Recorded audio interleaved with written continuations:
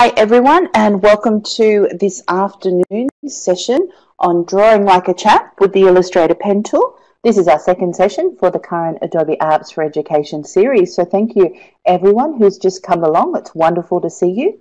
And don't forget, this session is being recorded and you will be emailed with that session recording link and all the information from Rob's resources that he shares with us today. So with that, we need to get into it quick because I hate taking time away from Rob. Rob is, I think his position has just recently changed and he's now working in Florida with e-learning. And Rob's one of the best and coolest Illustrator users that I know in town. So I'm really happy to have him as part of our session today. So how are you doing there, Rob? I am doing quite well, and I believe I just boosted my mic, so hopefully that's a little bit better for you guys. Fantastic. If you wanted to share your screen, that'd be great while I keep talking for a second. All our questions, if you do have any questions for Rob, if you could pop them in here on the bottom left-hand side, that'd be really fantastic because then we'll address those questions at the end of the session rather than stop the flow of Rob.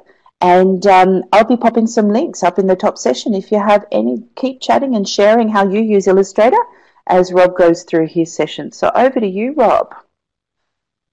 All right, ladies and gentlemen. So yeah, I was watching the comments a little bit earlier and also looked at the little poll.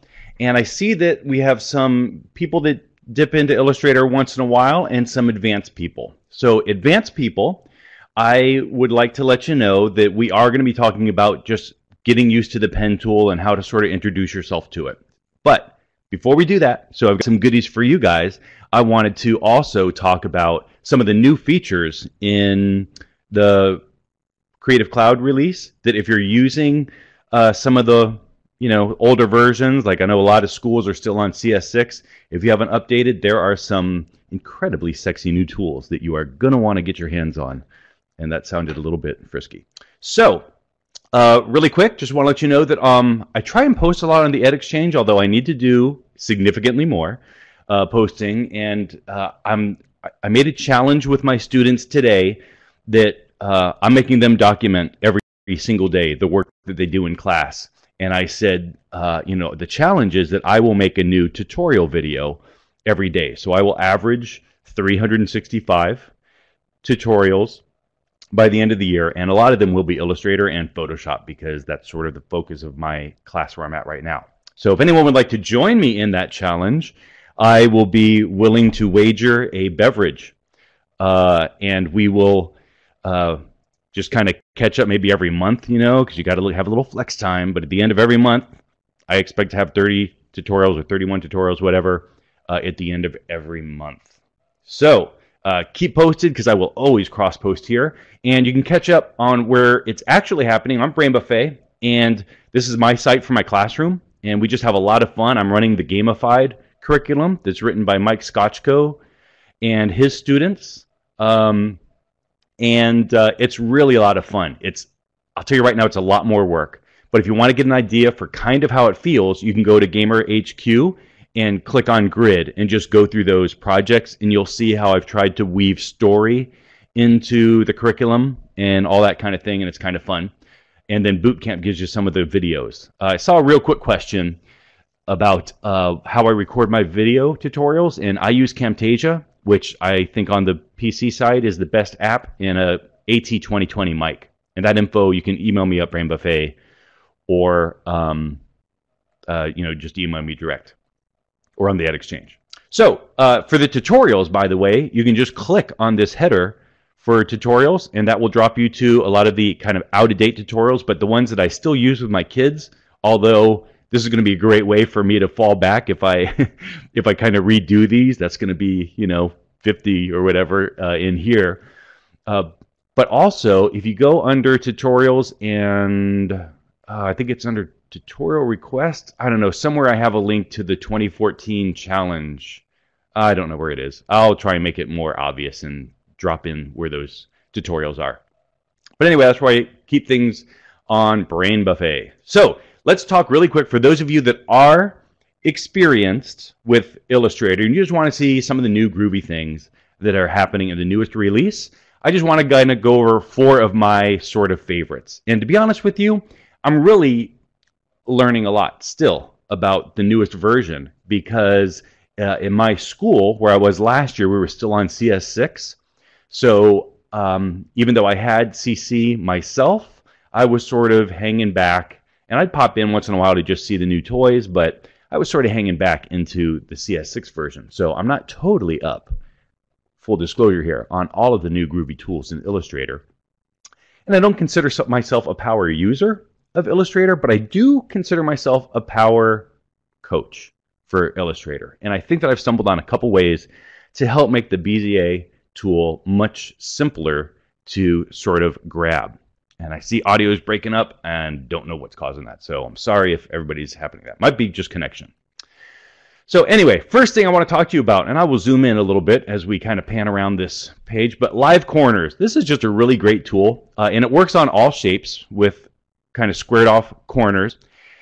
What you can do is you can grab these little circles you see near the corners, and when you click and drag, you can actually visually modify your corners on your objects. And so it's just a really easy way to sort of control that arc and get that circle looking, or that rounded corner exactly how you want. And a neat feature, again, is that it also works on any of the tools. So even a star, if you draw a star out there, oh, geez, and they're not showing. I could have sworn that I have played with them in here. I think that there's a way even around these corners, and I can't remember exactly how to do that right now. On the squares, it's popping up just really obviously in those corners, but I'm 99% sure that it can be done with really any shape. So it's a really great way, because those of you that have rounded corners and experimented with that, you know that it can be a little frustrating when you can't get things the way you want. Now here is one that is amazing, but not the best for school, because I believe that in school, it's really important that the kids get a chance to grapple with the pen. And I've got a really fun way to teach it that the kids like. But the BZA Preview, I'm not sure that's even the actual name of the feature, but now when I click, you can see that it will show me my BZA. And, you know, so right now what you've seen is kind of obvious. We're all familiar with how Illustrator works that way. But when I let go, look at that. It is showing me, if I were to just click, where that BZA line is going to fall, right? So it makes it really easy to sort of create BZAs, and you sort of get a preview. Now, this can be turned off, and when teaching the kids, I strongly recommend that you turn it off. And I will show you how to do that. It's very simple and simple to turn back on. While learning, I think that it's important to understand the way that it works and learn to kind of predict its way. Because even though you know how it's kind of working here, if I click and start dragging that pen, then I'm modifying that curve, and then it basically works the same. So it's really sort of only that last point, but as most of you know, the way you come into the curve affects the way you leave the curve. So it is helpful, and it's a cool little tool, and it's new, but not necessarily the best thing to start kids with, and also not necessarily what we always want. Plays multiple files. This is really, really cool. And what it allows you to do is, if you have used InDesign, you know that you can grab multiple little pieces of text or multiple images and then sort of like scroll through them with the arrow keys while they're loaded into the cursor and drop them with your place. And what I'm going to do is I'm going to just go to File here and choose Place. And I've got some school that I used to work at. I bought some stock art for them. And so I'm going to just grab 3 or 4 random images. I don't even know what these are. And then click Place. And check out my cursor. It says 1 out of 5. And if I hit my arrow keys, it lets me scroll. So instead of having to go grab an image and then drop it, grab another one and drop it, grab another one and drop it, I can just load all the icons or images, graphics that I want into my Place palette, and then I can just either click and that will drop it at its natural size, or the other thing I can do is just click and drag and then get it just placed exactly the way that I want. I can say, oh, well, and I don't want that one there. I want this guy over here. And then, oh, these guys, yeah, of course, they go here. And there we go. And now we have a document that looks exactly like the secretary at the front desk always makes for school projects. And the last tool that I wanted to talk about, It's kind of a fun one. Oh, and my text went away. I had some example text here. I'll just type something in really quick. And this is called the Touch Type tool. And I'll type, what did I do? I think I was playing with something.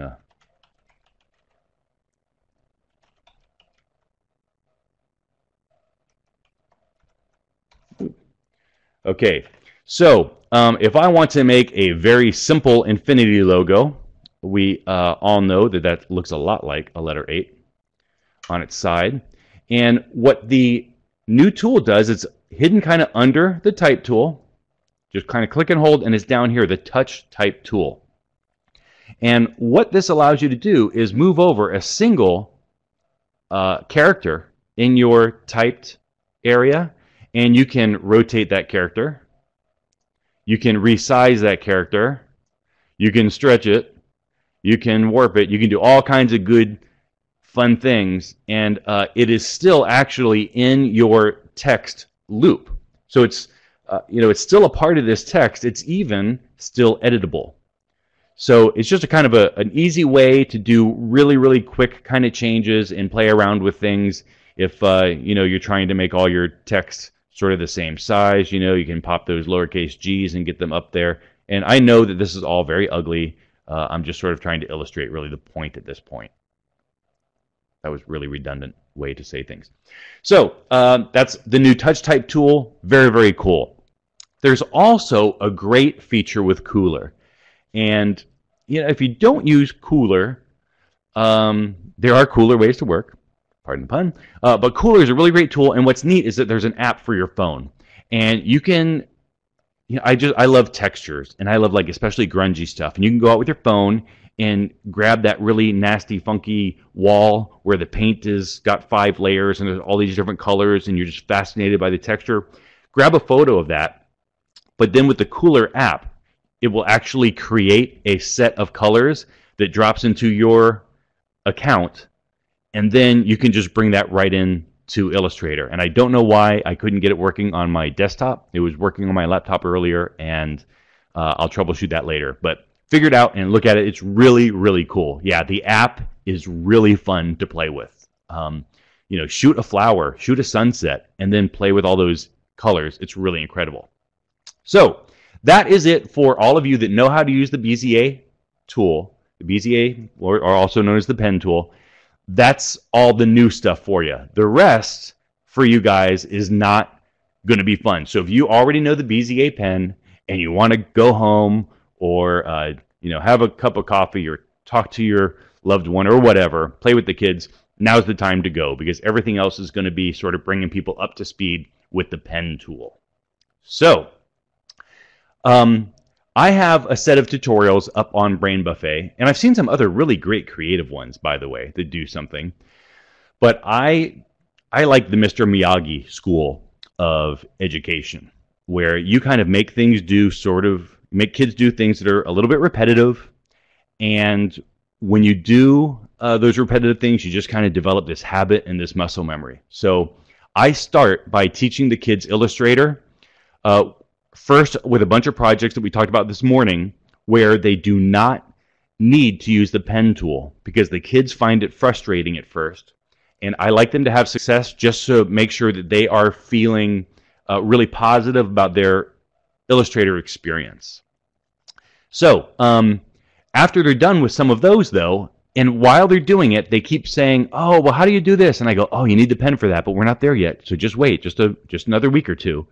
And I kind of just keep building this anticipation with the students and keep giving them projects where they want the pen, but I'm kind of holding them back. But then when they get there, they totally want it. And then I don't have to do that wrestling thing. So the first project is just to illustrate 2 things. And it's really easy. I also do this on these. If you make your own little worksheets, it's kind of fun way to work where you create this little red bold line here, and they can just suck that up. And then when they go to the pen tool and they start tracing your shape, it's really obvious, that they're right on top of things. But here, what I'm illustrating to the kids in this very first project is that the way the pen tool works is it will go click, click, click, click. It will keep following you. this is one of the early frustrations that the kids have with the pen, is that it follows them.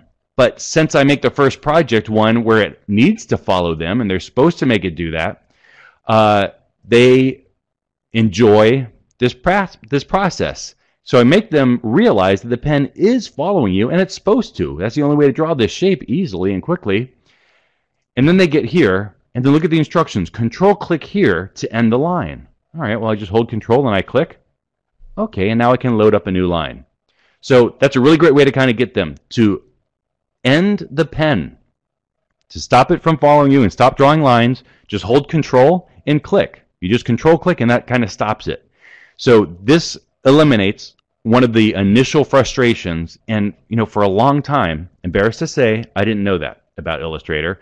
So I would be drawing my click, click, click, click, click, and then I'd go to the arrow and then click on my screen, on my document, and then go back to the pen.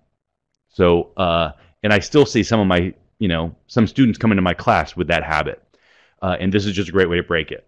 So now that they know that trick, then I bring them over here, and now they're just going to go click, click, and then Control-click, and then click, click, Control-click. And so now I'm getting them in the habit of Control-clicking to end their line, because they've got to draw all these lines as separate objects. By the way, I'm also seeing all of these little, helpers show up, these little green guys.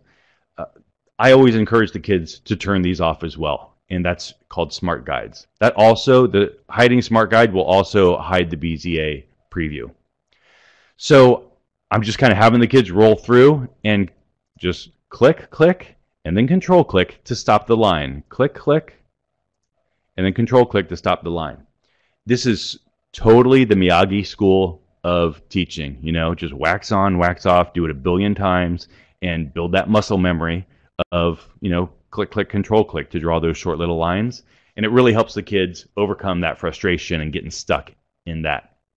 So that is our first exercise, exercise 1. And I'll just close that. The next thing that we do is exercise 2. Just more of the same, more Miyagi.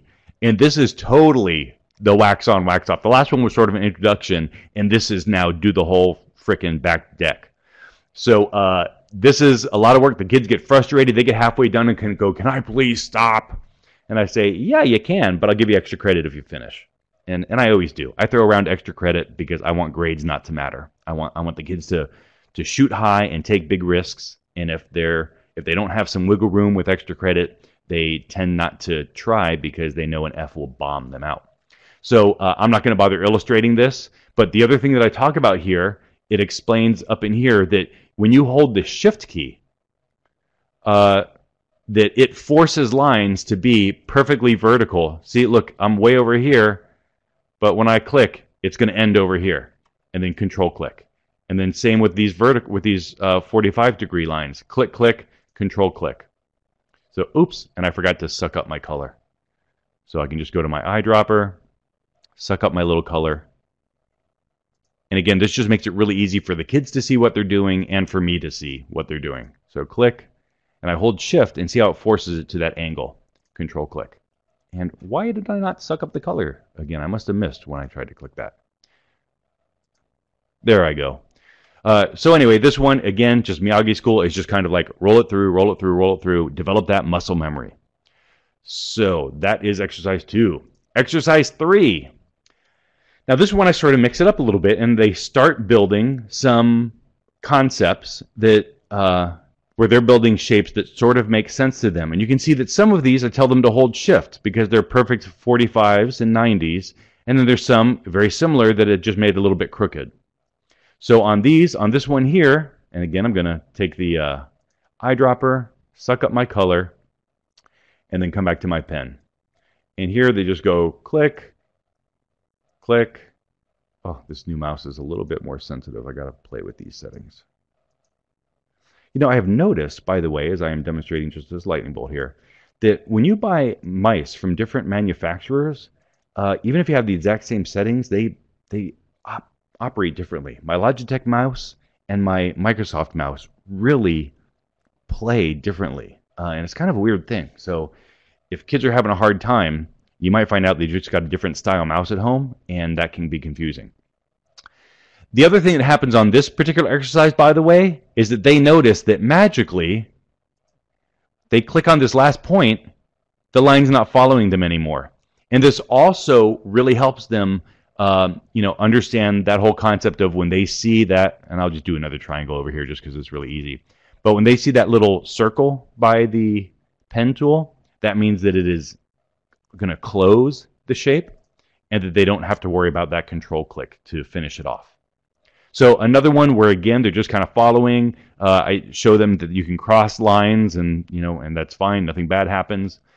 And we talk a little bit later about how fill will kind of change the way that things operate. But we kind of do that later a little bit in a class exercise. I wait till they bump into it. Exercise 3. Oops. Actually, I just canceled it. I already did that. Exercise 4. Now is where we start playing with the actual curves. And I roll them into it, again, really, really easily. I teach them also about kind of zooming in here a little bit. And you can see that there's written instructions up here. And then I have these little previews that I drew for them. And again, I will grab my eyedropper. Oops, let me suck up my line. Did I get it? Yes, I did. And with this worksheet, the kids learn if I click here, okay, and then you got to drag to the little white box. And I sort of just explained this manually. And then click and drag to the white box. And I've got that preview on. And I thought that I turned that off. So I'll have to kind of check on how to turn that off. But click there. And then they can see that that will actually follow the line. And then control click to stop it. The way that this worksheet is laid out, I give them a couple where it sort of models for them. You know, click here and then drag down. Click here and then drag up.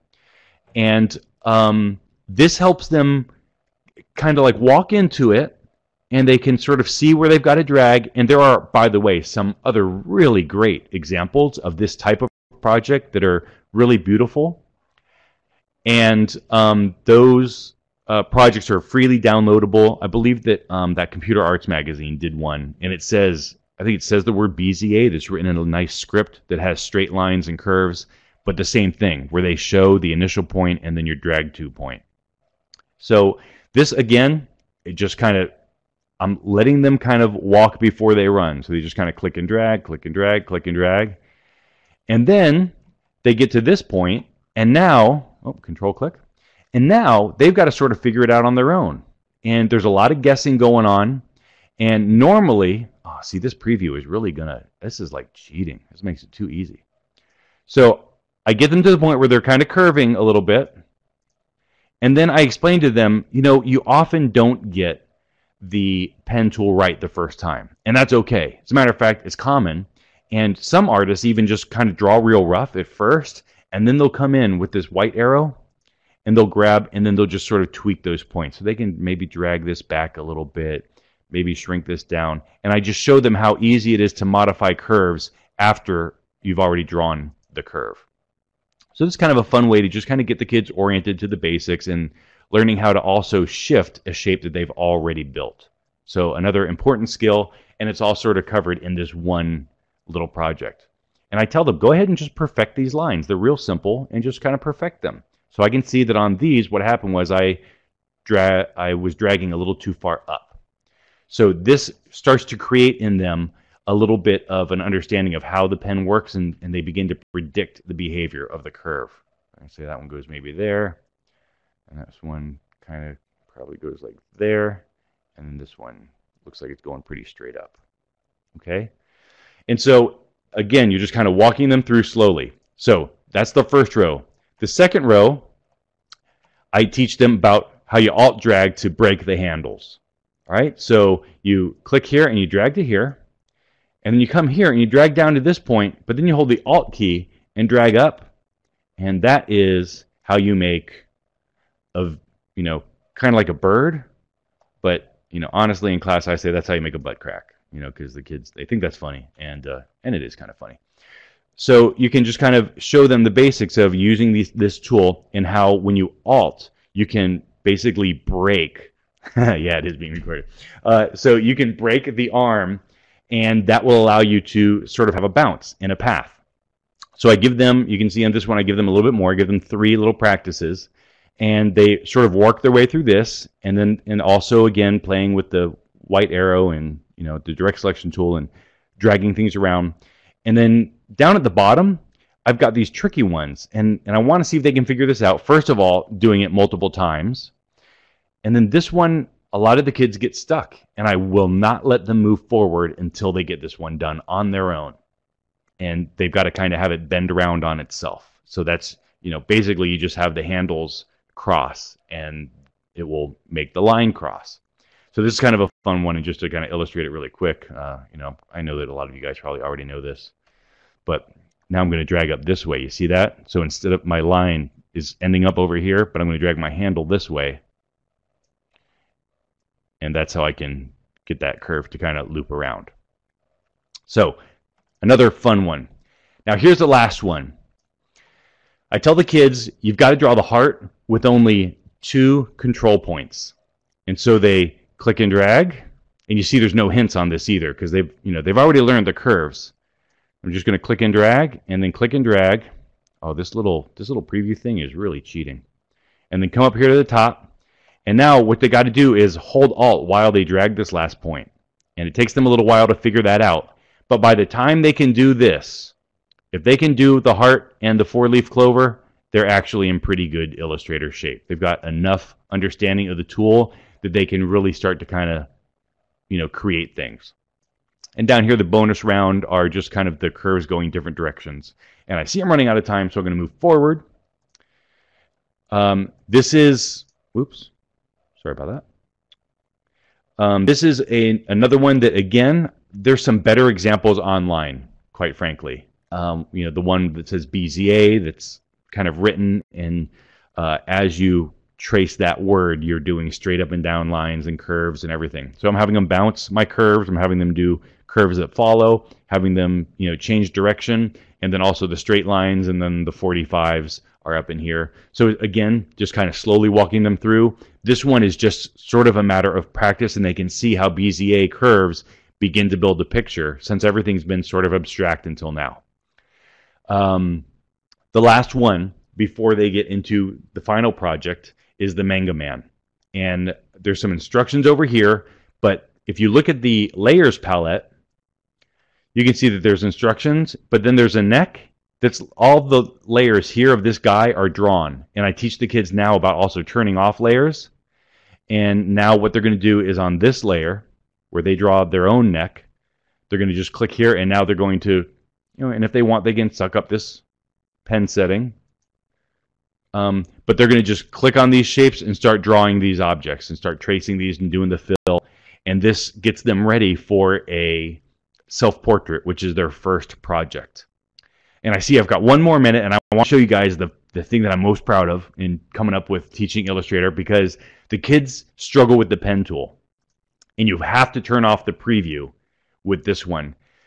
This is a game that the kids play with each other. And what they do is they have to try and bomb each other. So they can start from either edge, either a little wing or the tip of the rocket. And then they click and they drag. So here, I'm going to just click on my guy here. And I have to try and hit one of these other ships without hitting this barrier. Okay, this little force field. So I'm going to kind of drag to there. And then, see, now this is a cheater. But yeah, you know what? It's not too bad, because you don't get to see this preview line until you start dragging. So they can tell they've already lost by the time they do it. So, this may actually save some time. If you can turn off this preview, though, and I know there's a way because I played with it earlier, and I can't remember exactly how I did it. But this is a great way to get the kids moving on anticipating, again, that curve that they need. So you kind of just click and drag. I'm going to say it's got to go to there. Oh, and I was wrong. Too low again. Okay, so then just hit delete. And the way I have it do it, they take a shot, they get a partner, and that partner clicks and drags. And then, oh, nope, they missed, so they just hit delete twice. And then they get, Okay. Out of time. Ding, ding, ding. It's like a buzzer. Time. I know. It's the worst feeling in the world, having to stop your flow. Sorry. Like absolutely wonderful. We do have a couple of questions for you, Rob, if that's all right. You answered the first one about what platform do you use to create your tutorials, but can you place multiple files in a grid similar to InDesign, as in up arrow, right arrow?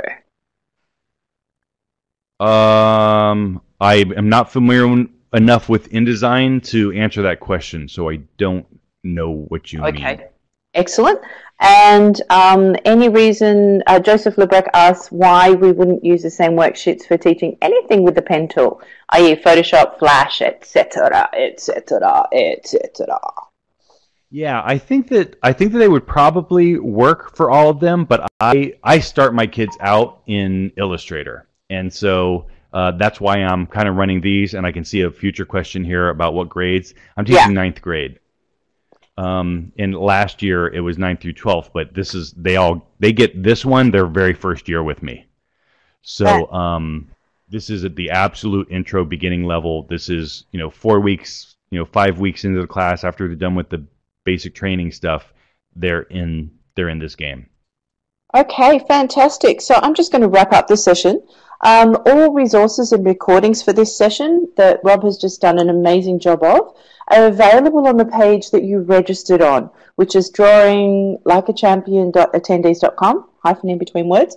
And the recording will be there in probably about 12 hours. You'll receive an email about when that's ready. And also all the different sessions we have coming up with Adobe Apps for Education can be accessed via the Professional Development Events page at the Adobe Education Exchange. So you can scroll through and pick and choose the sessions you'd love to come to.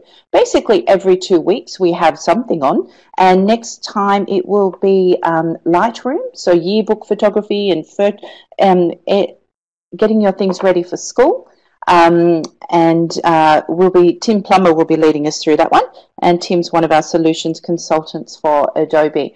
And then the fortnight after that, we'll be using InDesign to create school newsletters. So it's going to be a little bit of fun the next year or so. So make sure you pop it in your calendar this time every 2 weeks, and come and join us. There's lots of stuff you'll learn and lots of stuff you'll be inspired by. Thank you so much, Rob. That's great. Oh, wow, there you go. If someone's been using it for 15 years, this is wonderful. So thank you very much. And thank you for Laurie, who's been sharing links with us. That's been wonderful. We really appreciate that. And please do fill out our little evaluation poll on the bottom left-hand side to help us with our own preparations for next time. So don't forget, make sure you register, and you'll be getting an email with the recordings. And, on that events page, all the past events are there as well. So if ever you miss anything, you can pop back and watch there too. Okay, Rob. Yeah, I just see that somebody posted the Deke avatar thing, and that's a great resource. I'm a huge fan of Linda. If you don't have that at your school, though, the other project that they do after this is to basically make their own online avatar, where they take a photo of themselves and trace it, and that's how they demonstrate mastery of the pen. So that's a free one out of if you don't have Linda. Thank you. And all of the resources that Rob used today are available if you just head to the link where the recording is. Underneath that it says all the resources, and that'll link you through to Rob's pen tool and all those activities, as well as I'll just add the CMYK rules there as well. Yes, all on the edX. That's right, Rob. It's linked through to that.